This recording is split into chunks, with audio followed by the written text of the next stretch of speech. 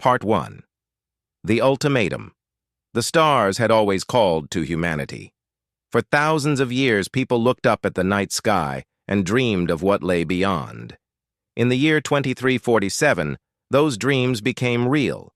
Humans built ships that could travel faster than light. They built colonies on distant worlds. They reached out into the darkness, hoping to find friends. What they found instead would change everything. Admiral Kim Do-won stood on the bridge of the UNS Horizon, the finest ship Earth had ever built. He was a tall man with gray hair and calm eyes. He had served in the Navy for 30 years. He had seen many things, but he had never seen anything like this. The alien fleet appeared without warning. One moment, the space around the horizon was empty. The next moment, hundreds of massive ships filled the void. They were shaped like curved blades, dark purple and covered with strange symbols. Each one was at least 10 times larger than the horizon. "Admiral," said Lieutenant Baek Soo-jin, her voice steady despite her fear. "I count 412 vessels. They are surrounding us." Kim Do-won nodded slowly. He had always known this day would come. Humanity was not alone in the universe. Now they would learn if their neighbors were friends or enemies. "Open a channel," he said. "Let them speak first." The main screen flickered. An alien face appeared. It was insectoid, with large compound eyes and mandibles that clicked as it spoke. Behind it, Kim could see a bridge filled with other aliens of different species. Some had scales, some had tentacles, some looked like nothing he could describe. "I am Speaker Rothwell of the Galactic Council," the insect creature said. Its voice was cold and without emotion. "You are the species called humans. You have entered space that belongs to the Council. This is not permitted." Ambassador Park Yoon-ji stepped forward. She was the diplomatic officer aboard the Horizon. She was young, barely 40 years old, but she had negotiated peace treaties on 3 different colonies. She was not easily frightened. "We greet you in peace," she said carefully. "We are explorers. We did not know this space was claimed. We mean no offense." Speaker Rothwell made a sound that might have been laughter. "Your intentions do not matter. The Galactic Council rules this galaxy. We have ruled for 12,000 years. Every species that reaches the stars must make a choice. They join the Council and pay tribute, or they are destroyed." Kim Do-won felt his hands tighten into fists. "What kind of tribute?" 30% of all resources your world produces. 10 million of your people each year to serve as laborers. Complete control of your military forces. You will obey all commands from the Council without question." The bridge was silent. Every officer stared at the screen in disbelief. This was not first contact. This was slavery. Park Yoon-ji kept her voice calm. "And if we refuse?" Speaker Rothwell's compound eyes seemed to gleam. "No species has ever refused twice. You have 90 of your days to accept our terms. A delegation will arrive on your homeworld to receive your answer. I suggest you choose wisely." The screen went dark. The alien fleet remained for 1 hour, then vanished as quickly as it had appeared. Admiral Kim Do-won turned to his crew. Their faces showed fear, anger, confusion. He understood. He felt the same. "Send everything to Earth," he ordered. "Every recording, every scan, every word. The people need to know what we face." The message reached Earth in 3 days. Within hours, it had spread to every corner of the planet. People watched Speaker Rothwell's cold demands on their screens. They saw the massive alien warships. They understood what the Council wanted. The world erupted into chaos. Some people panicked. They said humanity had no choice. The Council had thousands of ships. Humanity had less than 200. Fighting was suicide. They should accept the terms and survive. Others grew angry. They said humanity had not struggled for millions of years just to become slaves to alien masters. They would rather die free than live on their knees. The United Nations Security Council met in emergency session. Leaders from every nation argued and debated. Some cried, some shouted, some sat in stunned silence. Ambassador Park Yoon-ji was called back to Earth to give her report. She stood before the assembly and described everything she had seen. The size of the alien ships, the confidence in Speaker Rothwell's voice, the absolute certainty that humanity would submit. "They do not fear us," she said. "They do not respect us. To them, we are insects. We are nothing. They believe we will surrender because every other species has surrendered. They cannot imagine any other response." President Choi Min-jae of the Korean Federation listened carefully. He was the current head of the United Nations, chosen by rotation 6 months ago. He was a quiet man who preferred peace to conflict. But as he listened to Park Yoon-ji's words, something changed in his eyes. "Tell me, Ambassador," he said softly. "What do you believe we should do?" Park Yoon-ji was silent for a long moment. Then she lifted her head and spoke clearly. "I believe we should show them what humans are made of. I believe we should fight." The chamber erupted into noise. Some cheered, some protested, some called her a fool. But President Choi Min-jae simply nodded. He had heard enough. In the streets of every city on Earth, people gathered. They watched their screens. They waited for their leaders to decide their fate. Fear hung in the air like smoke, but beneath the fear, something else was growing. Something old, something powerful, something that had carried humanity through ice ages and plagues and wars. It was defiance. The 90 days had begun. The debates lasted for 3 weeks. Nations argued with nations. Leaders screamed at each other across conference tables. Some wanted to surrender. Some wanted to fight. Nobody could agree on anything. General Yoon Tae-ho watched it all with growing frustration. He was the chairman of the United Earth Defense Command, the man responsible for protecting humanity from threats. He was 60 years old, with a scarred face and eyes that had seen too much war. He knew what needed to be done. He just needed to convince everyone else. On the 22nd day, he requested permission to address the full Security Council. President Choi Min-jae granted his request. General Yoon stood before the leaders of Earth. He carried no notes. He needed none. He had memorized everything. "You have spent 3 weeks arguing about whether we can win," he began. "Let me tell you what my people have learned." He pressed a button.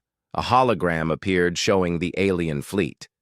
The Galactic Council has approximately 150,000 warships spread across the galaxy. They have 12 member species. They have controlled this region of space for 12,000 years. By every measure, they should be unbeatable. Some leaders nodded grimly. This confirmed their fears. "But," General Yoon continued, "they have not fought a real war in over 4,000 years, not one. Every species they encountered simply surrendered. Their military is not an army. It is a police force. Their ships are designed to intimidate, not to fight. Their officers have never faced an enemy who shoots back." He changed the hologram. Now it showed human history, ancient battles, medieval wars, the 2 world wars, the conflicts of the 21st century. We are different. Humanity has been fighting since we climbed down from the trees. We have fought each other for territory, for resources, for ideas. We have developed the most advanced weapons in the galaxy because we kept trying to kill each other more efficiently. War is in our blood. It is in our bones. It is what we do. The chamber was silent now. Every leader was listening. Their ships are bigger. Their technology is more advanced. But they have forgotten something important. They have forgotten what it means to face an enemy who would rather die than kneel. They have forgotten what real war looks like. He turned off the hologram and looked directly at the assembly. I am not saying victory is certain. Many of us will die, perhaps most of us, but I am saying victory is possible, and I am saying that a chance at freedom is worth more than a certainty of slavery." When he finished speaking, there was silence for a long moment. Then Ambassador Park Yoon-ji stood up and began to clap. One by one, others joined her. Soon the entire chamber was applauding. President Choi Min-jae called for a vote. The question was simple: resist or submit.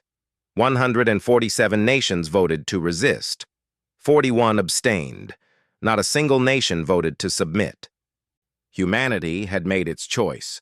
The next 60 days were unlike anything in human history. Every shipyard on Earth and the colonies switched to military production. Civilian ships were converted into warships. Factories that made cars now made missiles. Scientists worked day and night to study the alien technology they had observed. General Yoon Tae-ho organized everything. He recalled every retired soldier. He accelerated every military academy. He reached out to veterans of old conflicts who had sworn never to fight again. Almost all of them answered the call. Captain Han Ji-woo was one of them. She was 45 years old, a former Special Forces commander who had retired after losing her entire team in a training accident. She had spent 5 years trying to forget. Now she put on her uniform again and reported for duty. "I thought you would never come back," General Yoon said when he saw her. "I thought so too," she replied, "but some things are worth coming back for." Across the planet, similar scenes played out.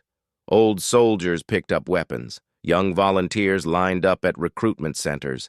Scientists shared their research freely, ignoring patents and profits. Enemies became allies. Differences were forgotten. For the first time in history, humanity was truly united.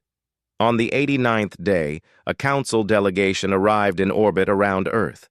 They expected to receive humanity's surrender. They were surprised when Ambassador Park Yoon-ji requested to deliver the response in person. She was transported to the council ship. Speaker Rothwell waited for her in a massive chamber filled with representatives of all 12 ruling species. They looked down at her like she was an insect. "You have our answer," Park Yoon-ji said. She handed over a small data chip. Speaker Rothwell inserted the chip into a console. The message appeared on every screen in the chamber. It contained 3 words: "Come and take." For a moment, there was absolute silence. Then Speaker Rothwell's mandibles clicked with what might have been anger. "You choose death," he said. "So be it. The 3rd Enforcement Fleet will arrive at your system in 30 days.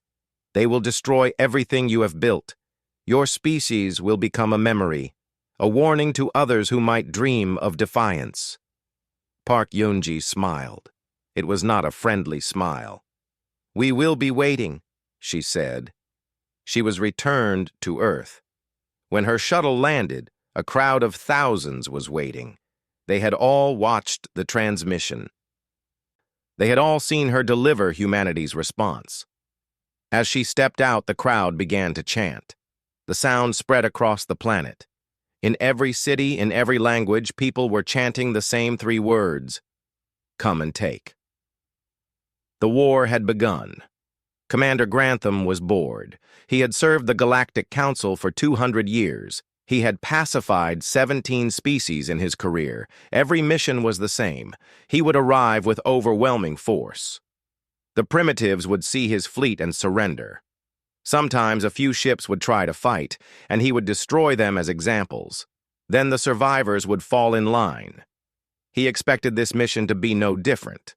His 3rd Enforcement Fleet numbered 800 warships. Each one was armed with plasma cannons that could melt a city in seconds. Each one had shields that could stop any weapon known to galactic science. He was bringing enough firepower to conquer a dozen worlds. Against humans, it was almost embarrassing. "We will arrive at the human system in 6 hours," his navigator reported. "No enemy vessels detected in the outer regions." Commander Grantham scratched his scaled chin. "They are probably hiding on their homeworld." hoping we will show mercy if they grovel enough. He made a sound of contempt. They will learn that the Council does not grant mercy. 6 hours later, the fleet emerged from faster-than-light travel at the edge of the Sol system. Grantham looked at his tactical display. The human homeworld was still far away. Between his fleet and Earth lay a vast field of rocks and ice called the Oort Cloud. "Strange place," he muttered. "Full of debris. Bad for navigation." His tactical officer suddenly straightened. "Commander, I am detecting energy signatures in the debris field. Multiple contacts, small, but numerous." Before Grantham could respond, the darkness exploded. Admiral Kim Do-won had been waiting for 30 days. His fleet was hidden among the asteroids and comets of the Oort Cloud. 172 ships, every combat-capable vessel humanity possessed. They were outnumbered almost 5-1. But they had something the Council did not expect. They had nuclear weapons. The Galactic Council had banned nuclear technology thousands of years ago. Their shields were designed to stop plasma beams and energy cannons. Nobody used crude explosive weapons anymore. It was considered primitive, uncivilized. The Council had forgotten why those weapons were banned in the first place. The first wave of missiles struck the Council fleet like a hammer from an angry god. Each warhead carried the power of a small sun. The shields that could stop plasma beams flickered and died under the atomic fire. Ships that had never known defeat were torn apart in seconds. Commander Grantham stared at his display in disbelief. 50 of his ships were gone. Just like that. Vanished in nuclear flame. "What kind of weapons are those?" he screamed. "Where did they get them?" Nobody answered. His crew was too busy trying to survive. Admiral Kim Do-won pressed the attack. His ships darted through the asteroid field, using the rocks as cover. They launched missiles, then retreated. They appeared from one direction, then attacked from another. They never stayed in one place long enough to be targeted. Captain Han Ji-woo commanded the stealth destroyer UNS Silent Thunder. Her ship was small and fast, designed for hit-and-run attacks. She led her squadron directly into the heart of the enemy fleet. "Target their command ships," she ordered. "Take out their leaders." Her squadron launched a concentrated barrage at a massive Council dreadnought. The ship's shields held for 3 seconds, then they failed. The dreadnought broke apart, and Commander Grantham's second-in-command died in the explosion. The battle lasted 18 hours. The Council fleet tried to regroup. They tried to use their superior numbers. But every time they formed a battle line, human ships would appear from the asteroids and break it apart. Admiral Kim Do-won fought from the bridge of his ship, directing the battle with cold precision. He had studied the Council's tactics for months. He knew their patterns. He knew their weaknesses. And he exploited every single one. As the hours passed, the Council's losses mounted. 100 ships destroyed, 200, 300. Commander Grantham finally understood that he was not facing primitives. He was facing warriors, real warriors, the kind the galaxy had not seen in 4,000 years. "Retreat!" he ordered, his voice hollow with shock. "All ships retreat!" The survivors of the 3rd Enforcement Fleet fled into faster-than-light travel. Of the 800 ships that had arrived, only 460 escaped. The rest were debris scattered among the asteroids. Admiral Kim Do-won watched them go. His fleet had suffered too. 31 ships destroyed. Thousands of good people dead. But they had won. He opened a channel to all surviving vessels. "This is Admiral Kim. The enemy is retreating. For the first time in 4,000 years, the Galactic Council has lost a battle.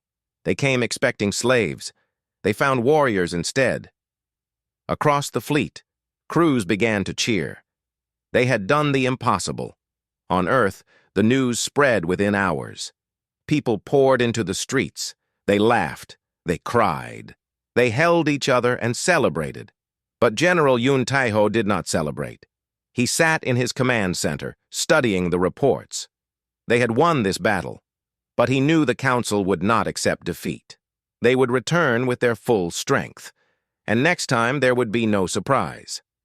He looked at the tactical map showing the galaxy. Somewhere out there, thousands more Council ships were gathering. The real war was just beginning. He picked up his communicator and called Admiral Bayek Su-jin, his head of intelligence. "We need allies," he said. "Find me species who hate the Council. Find me anyone willing to fight." "I already have some contacts," she replied. "They have been waiting for someone to stand up to the Council. They just needed someone to go first." General Yoon allowed himself a small smile. "Then let them know. Humanity went first.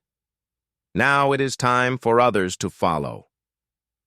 The Galactic Council had not known fear for 4,000 years. Now they learned it again. Speaker Rothwell stood before the full assembly of the 12 ruling species. His compound eyes twitched with barely controlled rage. Behind him, holographic displays showed the wreckage of the 3rd Enforcement Fleet. "This is unacceptable," he said, his mandibles clicking rapidly.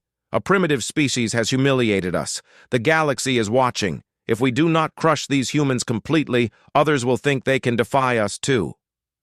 The other Council members murmured in agreement. They had spent millennia building their power through fear. If that fear broke, everything would collapse.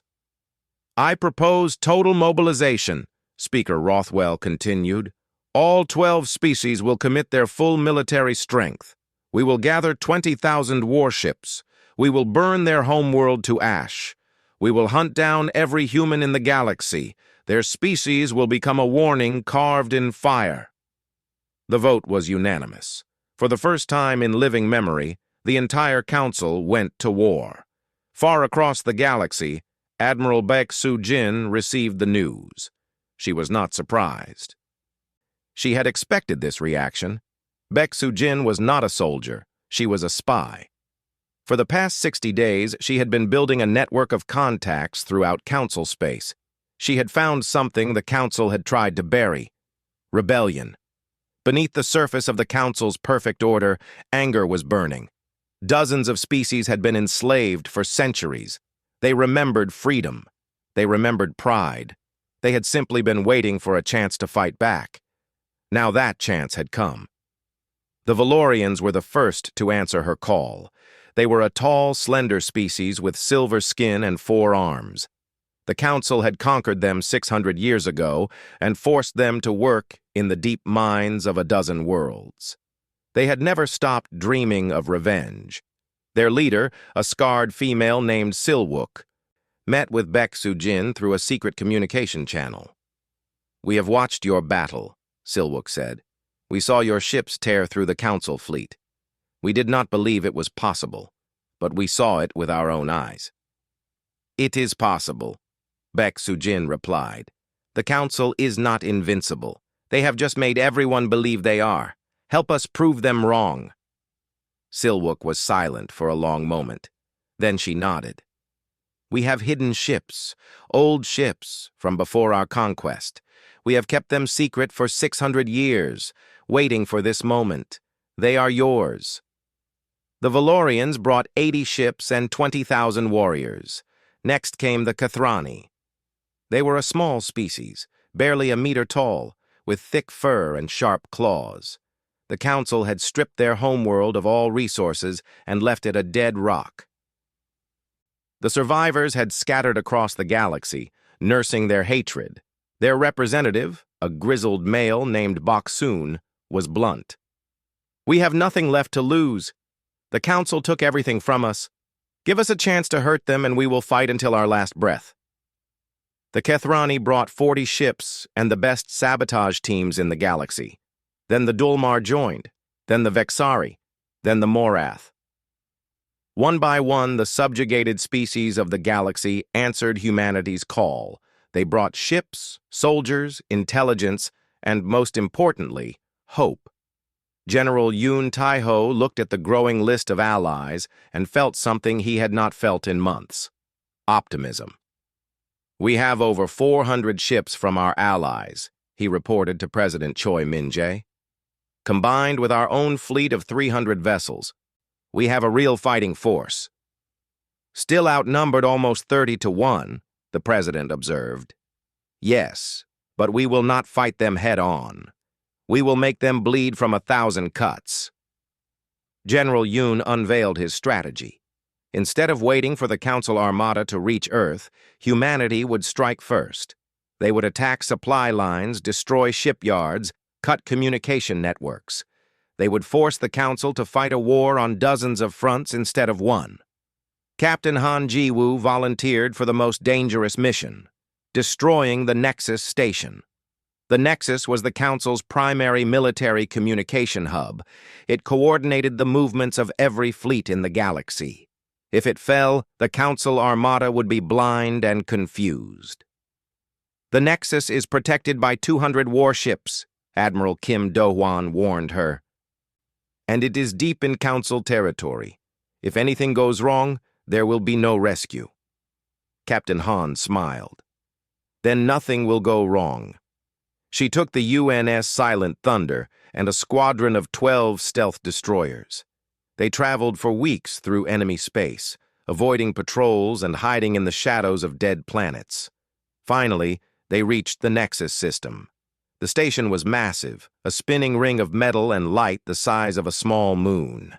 Council ships surrounded it like protective sharks. "We cannot fight through that many ships," her first officer said. "We do not need to fight them," Captain Han replied. "We just need to reach the station." She ordered her squadron to split up. Each ship approached the Nexus from a different direction, using every stealth technique they had. Council sensors swept the area, but the human ships were ghosts in the darkness.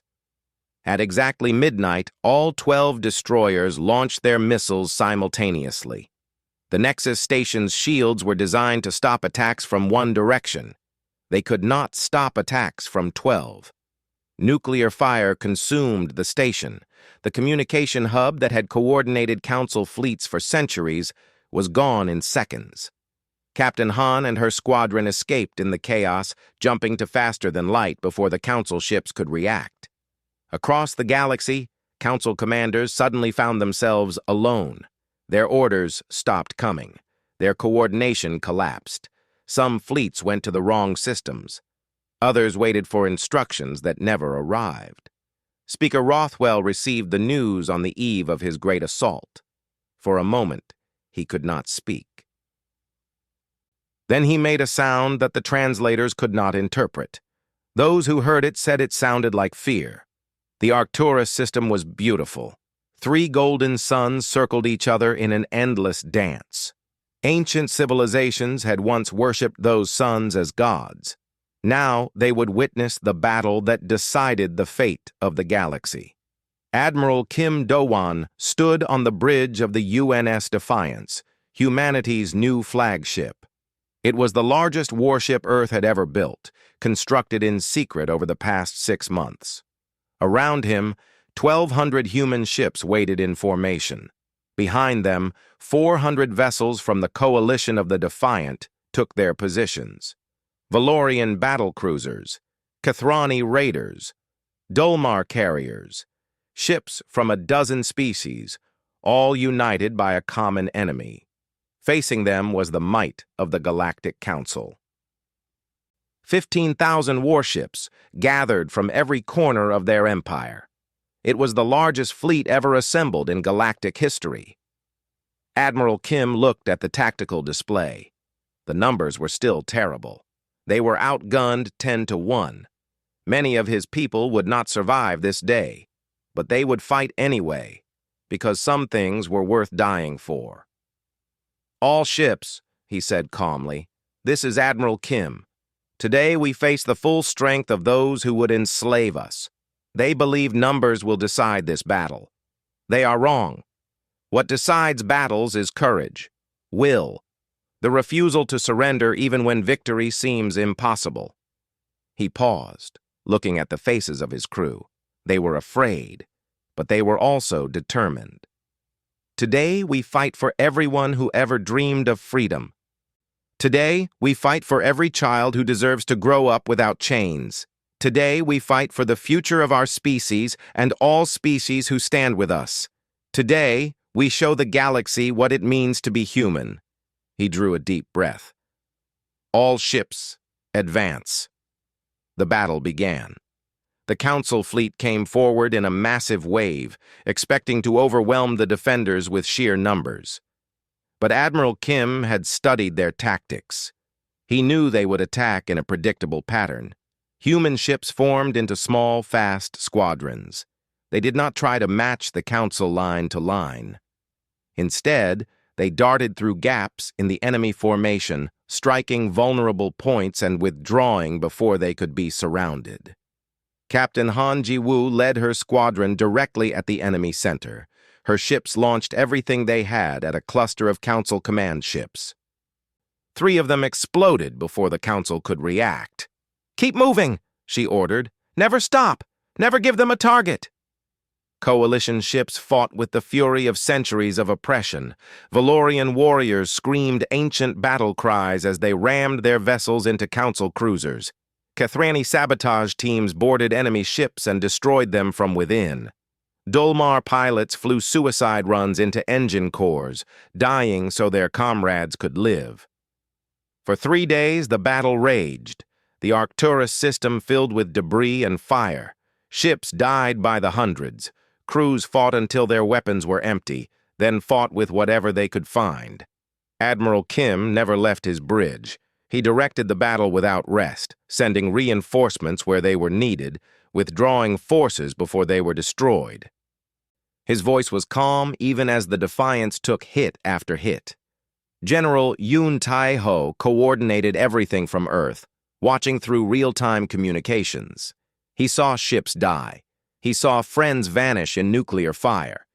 But he also saw something else. He saw the Council fleet shrinking. By the 3rd day, it became clear that something impossible was happening. The Council, with all their numbers and technology, was losing. Their commanders had never fought a real war. They did not know how to adapt when plans failed. They kept attacking in the same patterns, and human ships kept exploiting the same weaknesses. Their crews, who had never faced death before, began to panic and flee. When the sun rose on the 4th day, the Council armada was broken. 6,000 of their ships had been destroyed. Thousands more were damaged beyond repair. The survivors were scattered and confused. Admiral Kim Do-won opened a channel to the Council flagship. Speaker Rothwell's face appeared on the screen. For the first time, the alien leader looked old and tired. "Enough," Rothwell said, his voice hollow. "We request a ceasefire." Admiral Kim was silent for a moment. He thought of everyone who had died, every ship lost, every friend gone forever. The cost had been terrible, but they had won. "You demanded tribute," he said slowly. "You received our answer. Now hear our terms." He leaned forward, his eyes hard as steel. "The Galactic Council is dissolved. Every species you enslaved is free. Every resource you stole will be returned. Any member of your ruling species who threatens another civilization again will be hunted down and destroyed. You will remember this day. You will teach your children about it, and you will never forget what happens when you try to enslave humanity." Speaker Rothwell bowed his head. "We accept." 1 year later, Ambassador Park Yoon-ji stood before the first assembly of the Galactic Federation. The Great Hall was filled with representatives from 47 species. Some had been freed from Council rule. Others had joined willingly, inspired by humanity's example. Admiral Kim Do-won sat in the audience, retired now, watching with pride. Beside him were Captain Han Ji-woo, General Yoon Tae-ho, and Admiral Baek Soo-jin, the heroes of the war, together one last time. Park Yeon-ji looked out at the gathered delegates and smiled. "We came to the stars hoping to find friends," she said. "Instead, we found tyrants. We could have submitted. We could have accepted their chains and lived as slaves, But that is not who we are." She paused, letting her words echo through the hall. "Humanity chose to fight, not because we love war, not because we wanted to kill. We fought because some things are worth fighting for. Freedom, dignity, the right to decide our own future. These are not just human values. They belong to everyone." She looked at the Valorian delegate, at the Kathrani representative, at all the faces watching her. "Today we build something new. A federation based on equality and respect. No tribute, no slaves, no masters, just free peoples, working together among the stars." She raised her hand in a gesture of welcome. "Let this be the lesson we teach the galaxy. Stand together, fear nothing, and never ever kneel." The chamber erupted in applause. It went on for a very long time. Outside, the stars burned bright. A new age had begun, and humanity had shown the universe that some species were born free. They would never be anything else.